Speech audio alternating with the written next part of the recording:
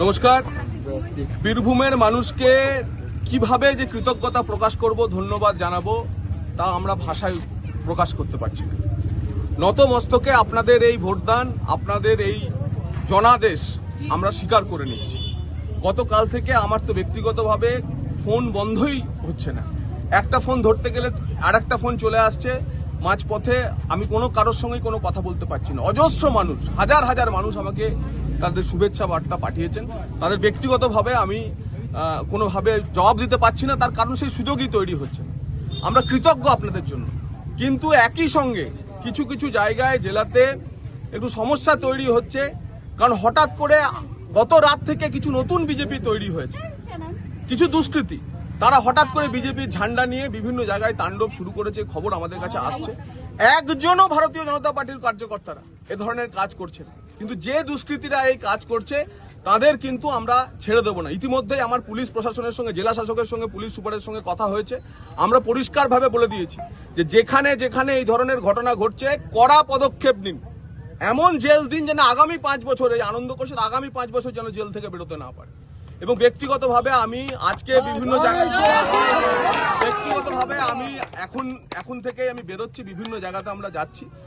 আমাদের কোনো কার্যকর্তা যেন দায়িত্ব জ্ঞানহীন আচরণ না করে। যারা হঠাৎ করে নতুন বিজেপি হয়েছে, সেই নতুন বিজেপিদের জন্য ব্যবস্থা যা নেওয়ার প্রশাসন নেবে, সেই ভূতেদের বিরুদ্ধে প্রশাসন যা নেওয়ার ব্যবস্থা নেবে। আমরা বলেছিলাম 21-এর হিংসার পর আপনাদের ব্যথার আছে যে হিংসা মুক্ত রাজনীতি, ভয় মুক্ত পরিবেশ পশ্চিমবঙ্গে তৈরি করব। প্রধানমন্ত্রীজি বলেছেন মহা জঙ্গল রাজ আমরা শেষ করব। আজ মহা জঙ্গল রাজ আপনাদের আশীর্বাদে শেষ হয়েছে। তাই কোনোভাবে শান্তি বিঘ্নিত করা যাবে না, কোনোভাবে শান্তি বিঘ্নিত করা যাবে না। যদি শান্তি বিঘ্নিত হয় তাহলে ভারতীয় জনতা পার্টির যে নতুন সরকার আসছে, সেই সরকার কল্পনাতীত ব্যবস্থা নেবে, এটা যেন আপনারা মাথায় রাখবেন।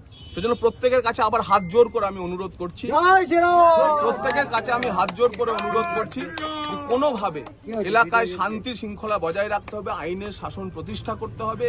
তার জন্য সময় দিন, সুযোগ দিন।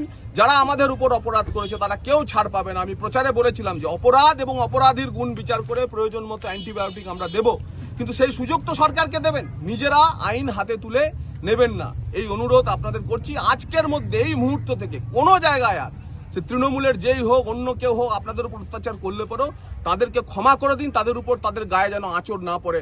ভারতীয় জনতা পার্টিকে বুঝিয়ে দিতে হবে, ভারতীয় জনতা পার্টির প্রতিটি কার্যকর্তা থেকে, তা আমরা চোরামূল না, আমরা তোলামূল না, আমরা হচ্ছে যে এই তোষণবাদী।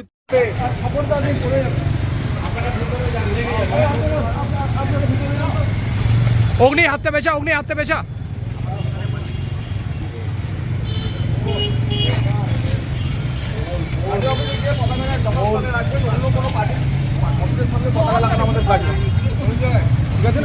আপনারা নিশ্চিন্ত থাকুন, কোনোভাবে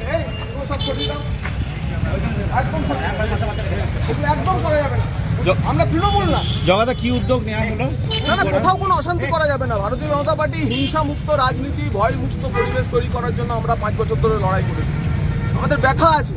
এই বীরভূম জেলাতে 2 মে থেকে 5টি খুন হয়েছিল, প্রায় 50 জন মহিলার গায়ে হাত দেওয়া হয়েছিল।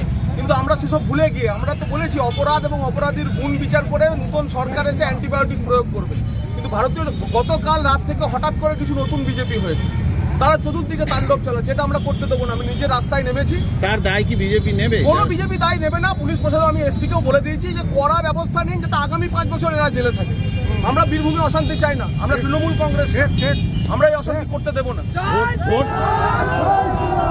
আমি এখনই এই মুহূর্তে থেকে পারুলিয়াতে ছুটপুট কিছু অশান্তি হয়েছে, আমি পারুলিয়া যাচ্ছি, আমি চিনপাই যাচ্ছি, সদাইপুরের বিস্তীর্ণ এলাকা আমি নিজে ঘুরবো, নিজে দাঁড়িয়ে কারোর যদি কোনো হয় তার ব্যবস্থা করব।